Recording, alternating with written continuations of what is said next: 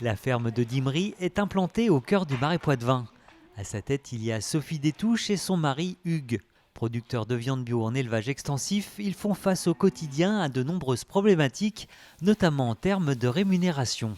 Quand on voit le prix du kilo de viande qui part de notre ferme et quand on voit à quel prix après c'est vendu aux consommateurs, le delta est énorme.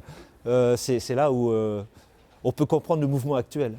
Et pour pouvoir tirer des revenus décents sur la vente de sa viande, il nous dit qu'il faudrait que son prix de vente soit revalorisé d'au moins un tiers. Mes bœufs bio, au bout de 5 ans, s'ils partent au prix d'une vache de réforme conventionnelle, c'est une catastrophe. Parce que je l'aurais nourri pendant 5 ans. En France, selon l'INSEE, en 2021, 18% des agriculteurs vivent sous le seuil de pauvreté et 50% des exploitations agricoles touchent en moyenne 22 200 € par an et par foyer. Les plus mal lotis sont les éleveurs notamment d'ovins, avec en moyenne 700 € par mois. Et en ce qui concerne les éleveurs de bovins, le revenu moyen avoisine le SMIC, avec tout de même un taux de pauvreté qui atteint les 25%. Il ne faut pas niveler vers le bas, il ne faut pas faire moins d'écologie, moins d'environnement. Il faut accompagner les gens qui sont en marche, et il y en a beaucoup, vers l'agroécologie par les pouvoirs publics et des revenus corrects.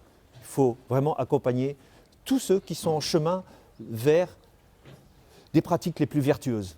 Autre sujet qui impacte directement cet éleveur, l'importation de viande étrangère. On fait venir de Nouvelle-Zélande de la viande ovine, alors qu'il y a des potentiels de développement de l'élevage ovin en France qui pourraient être extraordinaires, vertueux. Il y a des choses qui se font, mais là aussi on parle d'accompagnement public. Il faut mettre le paquet en termes de filière.